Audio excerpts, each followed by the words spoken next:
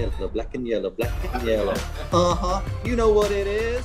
Everything I do it big. I'm crazy.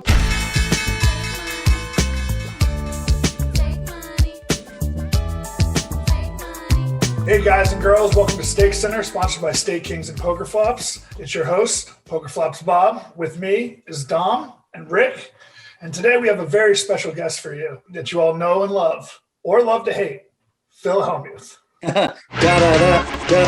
like SportsCenter, fellas. We're going to go straight into news here. So coming off the Daniel Polk heads up challenge, you have now challenged Daniel to a heads up duel yourself. Can you talk a little bit about that? Well, actually, after I played Antonio, they said, "Will you play Phil Ivey?" And I said, yes. And they said, "We're surprised." And I'm like, "Why are you surprised? Of course, I want to play Ivey." And they said, "Will you play Dwan?" And I said, "Yes." And they said, "Well, okay, we thought maybe you'd say yes to that." And they said, "Whichever one happens to be in town." And that's the way we kind of left it. They wanted me to film in February. And, you know, for someone like you talk about game theory, advanced game theory, when it comes to dealing with the coronavirus, advanced game theory states that Phil will not travel much when he's close to the vaccination. So I said, can't film in February, fellas. And then this kind of Negreanu thing happened where I went on one of the shows and I said, "Hey, I was betting on Daniel. I'm not sure I loved his strategy." That's all I got. It's just a fucking dick in my hands. He took offense to that, even though I called him a great player. It's on me? What the fuck, man? This motherfucking shit. See, it still says I'm disconnected. You fucking asshole motherfucker. And then he started pushing Poker Central to have the next challenge be us. And then a lot of momentum began. And so I said, yeah, I mean, I'll play Daniel, Dwan, Ivey, whoever you guys want. And so it looks like Daniel's going to play me. And it looks like it's going to happen sometime around the middle of March. And high stakes duel, Negreanu versus Hellmuth. It's going to be fun. I mean, you know, Daniel's been studying heads up for 3 months and needling me quite a bit, actually, like, you know, in some private texts. Phil, I know you won 28 out of 30 heads up matches. I won the last heads up tournament I played in. And, you know, 3 in a row against Antonio. The only heads up match I lost in the last 2 years was against Kerry Katz in the first round at the World Series. And so I just keep winning. He's needling me about it. But I mean, you know, listen, Negreanu is a great player. I will not underestimate him. He has a team he's been working with for heads up hold'em strategy. I don't agree with everything that, you know, I don't love the fact that they feel they have to 3-bet every jack 3 of clubs and jack 5 of clubs. But Daniel would say, that's not what we're saying, Phil. So, you know, which is a fair response. But I think it's going to be a really good match. And it's stunning to me that somehow I'm a big underdog again in the odds. They just never learn their lesson. They just never learn. I just keep winning and winning and winning. All I do is win, no matter what. Got money on my mind, I can never get enough. And winning and winning. And they just keep, you know, Phil's not a world-class player anymore. Really? Well, who's made more final tables than me in the last 5 years in No Limit Hold'em? You know, like it baffles me because I don't play in these high rollers because I'm trying to make 50 million in business. Why do I want this? Yeah. Because I want to make bank, bro. I want to get ass. I want to drive a Range Rover. I don't go play 100K high rollers and 25 Kairos. They think I'm afraid of them or something. I've never been afraid. I just, you know, I mean, I'm trying to make 50 million, not 3 million a year playing poker. That brings me to my first question. Will you bet on yourself at the odds that I know they've jumped around since the opening bell, you would say, but I think you're a pretty good underdog now, maybe like plus 250 or something. I never bet on myself. Maybe I will bet something on myself, but I basically never bet on myself. I just show up and I play. So, you know, with Antonio, it was funny to me. Like I was thinking to myself, you know, this is going to be a fun match. And Antonio's unpredictable. He's tough. There'd been no poker filmed in 2020. So I knew we'd have the whole globe watching us. I mean, I knew it was going to be the biggest ratings, you know, of all time for online poker, anything, because there was nothing else to watch. And then the first match I won. And the second match I won pretty easily against Antonio. And he came in saying, I'm 60, 70% favorite. And before the second match, he said, I'm 50%. Before the third match, he said he's 50%. And I just thought, don't they know how many times I've won in a row in these heads up matches? And no one understands what I do. It's the craziest thing. You know, when I was young, I studied the great players and tried to mimic their strategies. But I'm lucky because I can just win unlimited for 50 years and no one will ever study me. They'll never get better as far as understanding what I understand. So, you know, Negreanu is going to be a very tough challenge. But I'm going to come in. I'm not studying anything. I didn't study anything against Antonio. I tried to watch the whole match before we played our second match, see if I could pick up anything tell-wise. And I had a really good feeling before the second match. And then, you know, in the second match, I had a big lead and blew it. And then kind of won, but it was, so, I mean, I'm not going to be, I have a strategy that I think is the perfect way to play heads up, and no one else seems to be studying it or paying any attention to it. And that's what I'll use against Daniel. I'll be limping a lot. I'll be folding some buttons. And then I think it's going to be really exciting. Awesome. Looking forward to it. Yeah, I have a follow-up question with that. So you said you're not trying to make all your money in poker anymore. So you've got more bracelets than anyone. You're a Hall of Famer. You've got all the accolades. What's left in poker? Do you have any poker goals left? Yeah, I have to win 24 bracelets. You know, my lifetime goal in 1993, you know, and this book, Positivity, I'm so proud of, you know. I mean, Tony Robbins, who's the biggest guru on the planet, tells people to buy my book. Bring that back into your heart. In you, as you, it is the real you, filled with grace, filled with gratitude. In his classes, it's the craziest thing, right? And it's this super thin. It takes 70 minutes. It's like 8 life tips, and everybody that reads it, most people won't read it. They're like, what does Phil know about positivity and winning? But the people that do read it, they always reach out to me and they're like, oh my God, you changed my life. I mean, one life tip, take your 2021 goals, write them down and tape them on your bathroom mirror. And then people hit their number 1 and 2 goal all the time. And then they're like, oh my God, Phil's book changed my life. Just one life tip. And so, you know, along those lines, you know, one of the chapters is write down your lifetime goals. And in 1993, my goal become the greatest poker player of all time. The only way you can do that is by winning bracelets, is what I decided. And that's been supported for a long time. Anybody can pop into the high stakes cash games. We don't know. We know who the great cash game players are. I've won fortunes in Vegas in the last 6-7 years. I've never lost 3 times in a row. I keep crushing everybody, but I haven't been playing the 2,000, 4,000 game. So I'm just happy going to Vegas and winning 50,000, 100,000 every trip, or 200, whatever it is.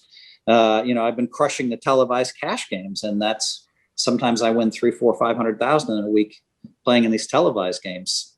And so my strategy has been, you know, to become the greatest poker player of all time. And the people that are paying attention know that, you know, that I've earned that crown. And so, you know, if you want to now they're trying to change the rules and say, well, wait a minute, these high rollers where 30 or 40 guys travel all over the world together with 10 businessmen and drive all these numbers way up. They're saying, oh, we're the greatest. I never thought that, not even close. But I will say that there are a bunch of those players that are amongst the greatest for sure. I give credit, but they only hear the fact that they only hear with my first statement. They don't hear the second statement.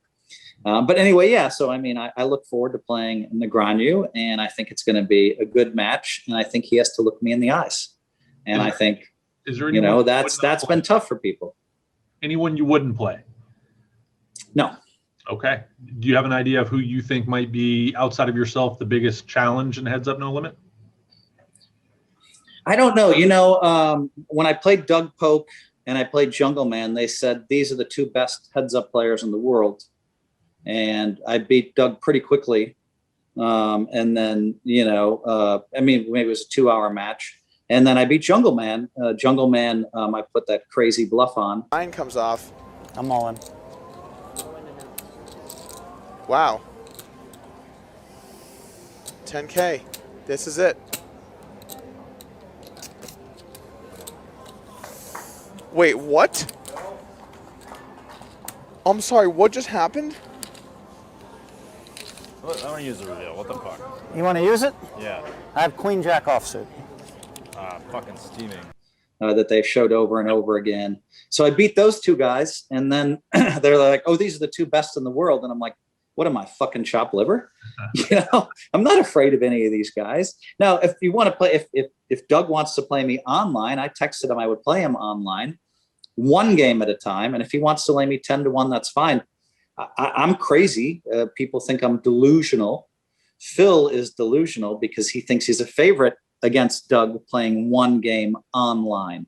And so that makes me delusional, which means he'll lay 10-1. So if Doug does play me, it'll be great, because if I'm right and I do beat him, I'll win a bunch of money here, and then he'll lay me 10-1 there. It's amazing to me. Yeah, he can't. So I'm not taking away from Doug. If we're playing two games, he can beat me, and online, he may well be a favorite. And everybody else thinks he is. But to come back to the Negreanu heads up match, that's in the real world.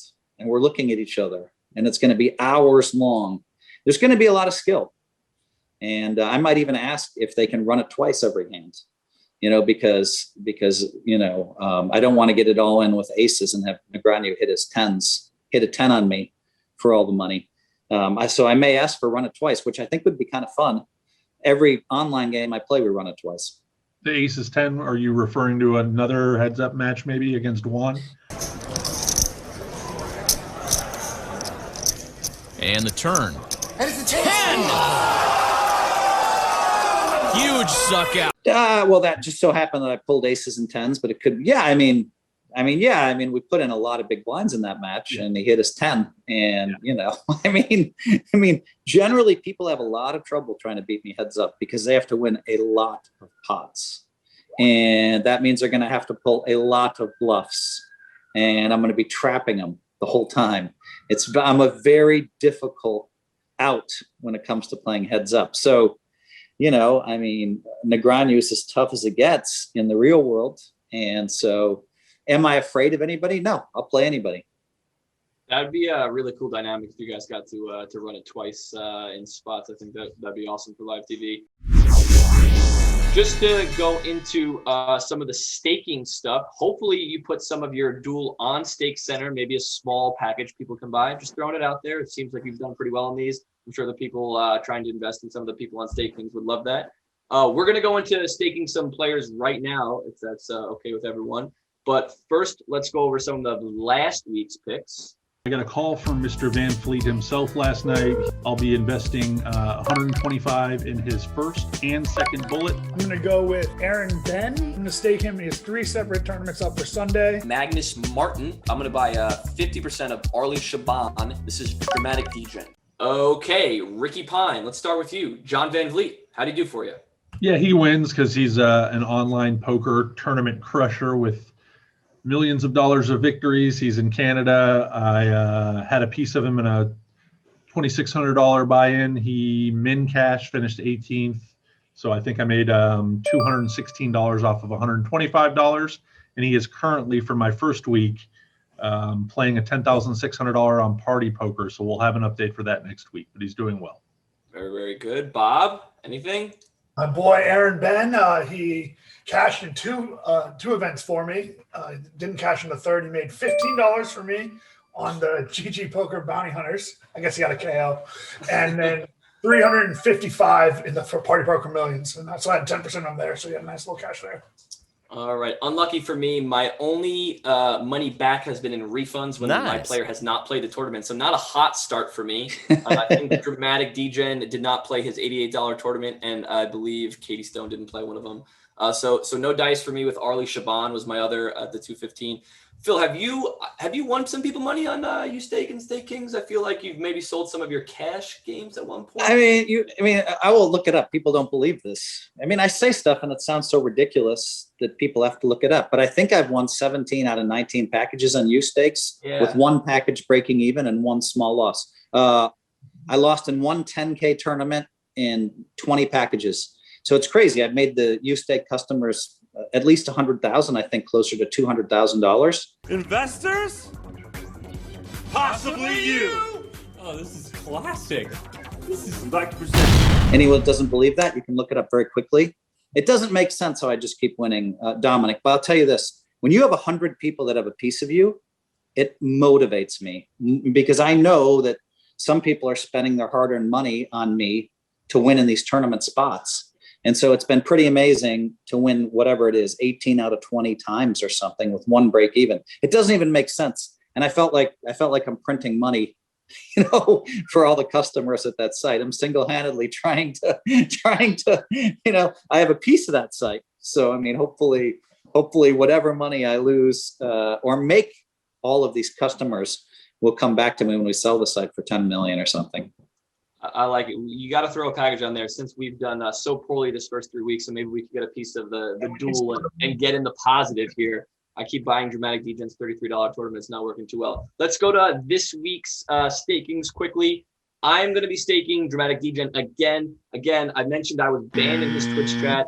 Again, I was young. I would said some stupid things. He banned me. He still has not unbanned me. I'm trying to get the unban. I'm going to keep investing in his poker career. So hopefully he throws me the unban on Twitch so I can start typing in his chat again. Brendan Adams, famous poker player, obviously, was on the most recent episode of Poker After Dark. Been around a bit, did transfer to the DFS streets, and he is selling his DraftKings NBA 402k Rainmaker special at 1.18. Now, me and Pine are in the DFS streets. We know what it takes, or not yet quite, but we're definitely in the streets battling and know how difficult the DFS market is. Variance is very high in these GPPs. I think it's very reasonable for Brandon Adams to at least sell at 1.18. I see some crazy people, markup police, rambling selling at 1.5 for these DFS tournaments. It's insane. So Brandon Adams at 1.18, I thought was pretty good. Going to do $80 of him and 230 of Dramatic Degen. Ricky Pine, your stakes this week. Yes, I've looked through, and I can't bet on John Van Fleet again because he doesn't have his stuff up yet. So I have chosen Joshua Slayer Van Osel. He has a $1,050 buy-in. I'll be buying 25% of that. 500,000 guaranteed PKO opener day 1C. Markup 1.0. I'm all about the markup. You give me no markup and I buy everything. I'm going to take my own money out and buy more after this show. Bob? All right, I'm going to go run it back with Aaron Ben on the GG Bounty Hunters. Wow. Put 200 on that. And then I'm going to also go with Magnus Martin, and he's playing a 210 turbo. So we're just going to increase the variance a little bit, play some turbo, and buy $50 worth of that as well. He's selling out at 1.45 markup. So I like it. Phil, we talk a lot about markup on this show a little bit, just try to get the people to understand kind of what they're paying for when they pay for markup. What are your thoughts as far as I guess let's talk tournaments. I got kind of pissed off when the markup police came after me. I was like, there was an article in USA Today in 2012, right? And it showed the graph of poker players. And I was way, way, way, way up here. It didn't even make sense how high up I was. And I thought, and someone told me every dollar you spend on me in a World Series tournament is worth like $3. It's some crazy amount. And so, and the markup police were mad at me because I charged like 1.7 or something in a turbo in a 10K. And they said, well, Phil can't get there in turbos. And of course, I think I've played 4 or 5K turbos and I have 3 final tables, and those all had 500 players in them. So it's just, it's funny to me, and who would fucking care anyway? First of all, it is a good value. So they're 100% wrong. Second of all, it just kind of pissed me off. And then third of all, like I just said, I've made a fortune for people that have bet on me 17 out of 19 times. It doesn't even seem real, but it is real. And so I just keep winning. So the people that are talking about markup, they just don't understand how good I am or how good some of the other players are that they're taking a piece of it. To illustrate where Valuetown is in relation to a few other places, there's actually a really nice side to it. You could theoretically take someone to Valuetown, then make it up to the Upper Peninsula. That's a really nice area, very wealthy. Not a lot of people make it up there. It kind of has maybe 1/9 of the whole population of this region here. What usually happens is someone else will take you to Valuetown, and then they'll take you either through Winchester or Stuckville, straight to Used to Play for a Living Land. This is a super shitty spot. You don't ever want to be there. I've been there. Everybody's broke.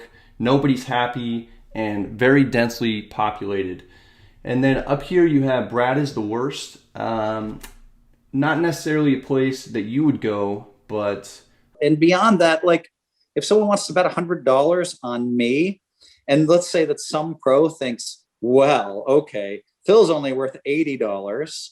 First of all, they're wrong because I'm worth 300. So that we start there. And then second of all, who the fuck cares? You know, like if you think it's actually 80 and I'm charging 100, who cares? I mean, I'm giving someone some entertainment value and they have a fun sweat and then they get to watch me. I mean, I love that. I mean, I'm listening to you guys talk and I'm like, I need to go to the site to make some bets because I love this stuff.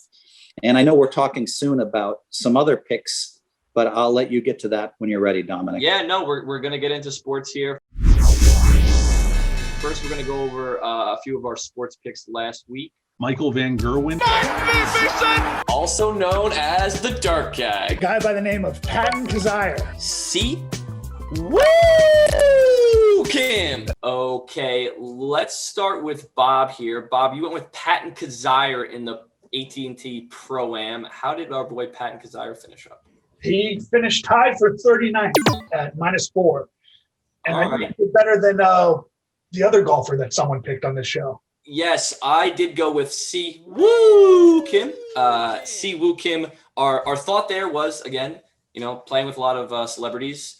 Be tough to communicate because Si Woo Kim doesn't speak English. Everyone else is excited. Aaron Rodgers, this guy, Si Woo, nothing. He did not focus enough on Friday, though. Shot 500 on Thursday. Didn't get the cut on Friday, so no Si Woo Kim action. Again, I did have a little bit of Nate Lashley. I didn't pick him on the show, but 150 to 1, he did get like third or fourth in the end. Ricky Pine, dartsman, no dice. I bet on Michael Van Gerwen. He was plus 240 to win this dart championship, the DTO. He just recently got engaged. I thought it was he's coming off a very good life event. Unfortunately, the event doesn't start until 4:16. I thought it was 2:16. So this bet has still not gone. But I can tell you that with this advice, he has now, this is not a joke, moved to the Vegas favorite.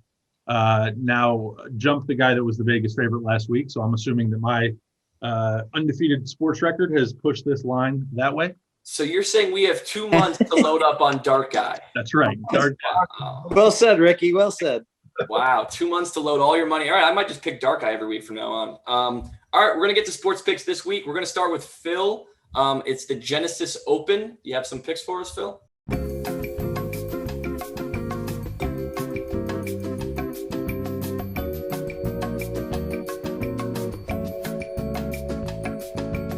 Okay, so I like betting golf. I enjoy it. And so I haven't done well at golf in the last few months, but I had Jordan Spieth at 20 to 1, which is a bad line, a bad number. And he was leading going in. I just thought after last week, this is a champion. He's 27 years old, and he's had 4 bad years, but he's going to be a champion again. He's a great golfer.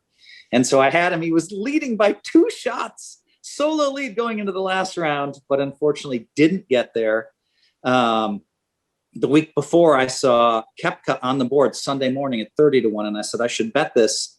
I didn't bet it, so then it doesn't matter. But so this week I'm going with both of those guys. I think Spieth is, although he might be a little tired after 2 deep runs, but I think Koepka is phenomenal, and he's back in form, and he won his last. Koepka might win this thing by 4 or 5 strokes. So Koepka's my pick. I'll go. I'll spend. What do I have? $250. I'll spend $200 on Koepka, and I'll spend $50 on Spieth. And what are the numbers? 34 to 1. And yeah, it looks like we can get Koepka around 31 to 1, depending on obviously your book. And then okay, I'll take Koepka for $200 at 31 to 1, and then I'll take $50 on Spieth. What is he? 21 to 1? No, he's 43 to 1. On 43 to 1. Sweet. 43. Those are my bets. I mean, anytime you can get Brooks at over 30 to 1, I think that's a really solid bet. And Spieth at 43 seems like a steal the way he's playing as well. So I like these. These are nice. Where are you seeing this, Dominic? Well, which? So I use ACR's True Sports. So again, different books. I'm sure Bet Online. If you're in Vegas or in Jersey or one of the legal sports books, you could use. I'm sure you could get maybe better lines, maybe slightly worse. So yeah. As long as I can take a screenshot and send it to a guy who books my bets, he'll take it. So yes, yeah, I'm looking for some good odds. I will show you them. Oh, that's a nice. You just have someone that, as long as you can see the odds, they'll just book the bet. That's a nice. Yeah, I mean, he loses to me every year. I've won at NFL totals for 10 years in a row. All right, I'm not a fucking athlete. This is my fucking way. This is how I win. NFL totals I'm really good at, but then unfortunately, no one can beat the NFL every week. Yeah. Not so good there. All right, PokerFlops Bob, what do you got this week on sports? I'm going to go with Colin Morikawa. Ooh, that's a really nice one. I picked him in to determine my fantasy football draft order. And when he won, I ended up getting first pick, which didn't really help me since McCaffrey got hurt anyways. But he took it home for me there. So I'm going to go for him again. He's 30-1 this week. Yeah, Colin's definitely one of the studs out of that group with Matt Wolf. He's won a few times on tour already. I think he won at one of the most difficult courses early on. So 36-1, Colin Morikawa, not too bad. Pretty good. Ricky Pine? I'm going to pick a different sport. I'm going to go over to tennis. I like we have the Australian Open. We have Novak Djokovic, also known as the Joker. He's minus 130 to be the men's outright winner. I'm not sure if you guys realize, but he has 8 Australian Open championships. Rafa Nadal is in the second best odds. And if you guys don't know, Nadal is much more of a clay player. So I think you get the Joker at minus 130, and that's where I'm going to make my bet this week. That seems the equivalent of like picking Phil in a heads-up tournament. Just like minus 130, just throw the money down, and he's a champion. Eight times in a row. I think that's pretty solid. I'm going to go back to golf. Nothing about tennis. I've been eyeing this guy. I think you should throw some money on him for the Masters as well. Abraham Answer. He kind of flies under the radar. Mexican-born player. I think he only has 2 wins on tour, but finished 3rd in last year's Masters. He's 97-1. I think it's probably the best price you'll get on him in any tournament this year. Long shot. Yeah, a little bit of a long shot. It's a really tough field, I will say that. We have the Dustins, we have the Rahms, Xander, Justin Thomas, Rory. Everyone's playing, so you're going to get a little better prices on some of these like mid-tier guys. So Abraham Answer is where I'm throwing my $100 this week, trying to redeem myself from the Siwoo Kim disaster of a Friday miscut. So yeah, we're gonna keep put our money with. Just to come back on Pinnacle Sports, they have Koepka listed at 26-1. So FanDuel's 24, yeah. Ooh, I'm still staring at 31.5. So maybe I'll just hook Phil up. He needs I know. I gotta send him these pictures. I think I have to use Pinnacle, but anyway, I'm definitely gonna bet him. I'm glad I'm on the show this week because I'm gonna fire on Koepka. I like it. Hopefully we can we'll win you some money then. All right. Well, for last week's giveaway, it was Dart Guy, which we ended up having a little bit of a problem with. So this week we're gonna change it. It's gonna be Fade Phil's Fade Phil. Fade the Phil. Brooks Koepka. We're fading the Bob. We're fading the Phil. Fade. Oh yeah, it's usually Fade the Bob. By the way, Phil. Bob's hasn't been too hot with the sports picks. Or Positivity Phil and fire on Brooks and Spieth and see what we can do. So again, follow PokerFlops, follow StakeKings, pick correctly, either Fade the Phil or Positivity, and you have a chance to win the giveaway. Last week it was $500, $100 for 5 people. I think it's going to be the same this week. So yeah, Phil, again, really appreciate you.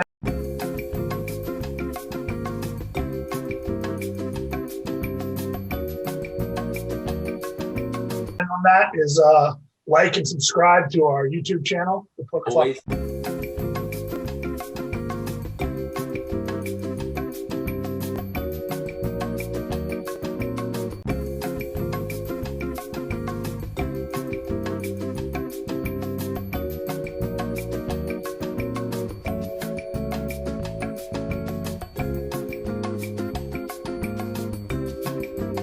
Like and subscribe, very important. Right there, you're going to be automatically entered to win.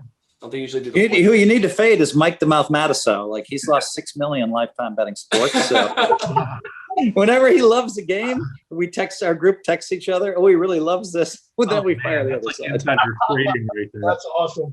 He also got a little hurt on the Daniel Polk match, didn't he? Didn't he kind of fire a little bit hard on Daniel? Yeah, but you know, he was exaggerating. He was betting his entire bankroll. He gave me $10,000 in cash and said, bet this, you know, with Doug for me at 6-1. So, you know, because Doug wanted someone like me to stand in, and I paid Doug immediately Doug and I have had, like, I was very lucky against him in a big bet where he bet against Twitter stock. So I had to pay him 25K, 15 for me and 10 for Matisow. But he paid me a lot more than that. He bet against Twitter stock and got out at a bad time. I'm sure that one was for a lot more money, but before I let you go, I think the best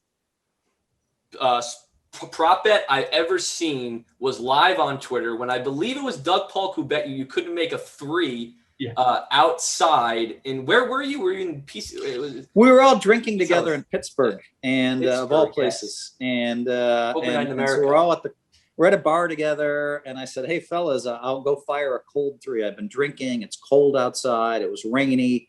And they're like, "Oh, I like this." I said, "I'll take 10-1, but 0 practice shots." I mean, it's hard to go out there cold, but I was allowed to dribble. And so Doug starts texting people, and we had Toncap texting, not texting, they reached out and somebody shows up to the bar. We started at 11:30 at night. By midnight, someone shows up with 3 basketballs. And now we're hanging out with this guy, seemed like a really nice guy from Pittsburgh. And then we go out to and then we're looking for a basketball court, and we go out and we get dropped off, and there's 8 courts and the rims aren't on, and we've already been dropped. And then in the corner, we see this one hoop, and it looks perfect. So we go and we step it off, and we're like, oh my God, we forgot to designate whether it's a college 3 or a pro 3. Everybody's just drinking and laughing and shooting videos, and we're just having so much fun. And I won the flip on a college 3. So they just stepped it off, and it's dark and it's raining, and I dribbled 100 times, and I pretty much swished that shot. Just to clarify. No more talking during your shot. My 10K to your 1K, right? Yeah. Okay, and everyone else's bets are booked. We're all good. Everyone's ready to go. Oh wait, we got that, right? We're done. Yeah. Everyone's good. Here we go. 10-1. Here we go. Oh my God. Are you kidding me?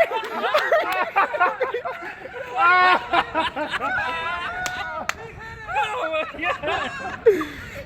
That was amazing. $1,000. Which was pretty nice. Doug had bet, I think he'd laid me 1,000 in cash. Someone else laid me 10 bottles of Macallan. Someone else laid me I ended up making about 15,000 on the shot, but it was like, even if I missed it, it was going to be fun. And I hit that shot, and that was a few years ago, but I mean, it was pretty cool. I just watched that video again and sent it out, and it caught fire again. So it was kind of fun. I mean, we had a lot of fun people there. And, Sean Deeb was the only one who tried to bet on me. He's like, Phil's going to do this somehow, Yeah, that was one of the more impressive things. If I accomplish everything in poker, I would still be so happy I did that. That was one of the coolest things I've seen. Outside, no practice shot, I think, is the biggest thing people don't understand. Getting to a court and shooting a 3, 1,000. I will tell you this. Yeah, you go shoot a cold 3. It's so easy to airball. Now, the thing I had in my advantage is I'd shot in cold 3s for money like 10 other times over the last few years. Oh, that's a nice one. And I was hitting it around 30%. I already knew. Yeah. So I knew that, I knew it wasn't as impossible. I usually didn't have as much to drink as I had that night. So we had to factor that. It was raining. It's an outside 3. I don't know, 30% outside in the rain. Outside, right. That's going to be a double rim too. So that's pretty brutal. Yeah. I mean, just really impressive. So, yeah, you didn't want to miss that one. It was definitely if it hit the rim, it's gone. Yeah, you're right. Damn. All right. Appreciate everyone hanging out. Phil, thanks again for jumping on the show with us, giving your picks. And again, throw some small little package on Stake Kings for the people for the duel so we could also win.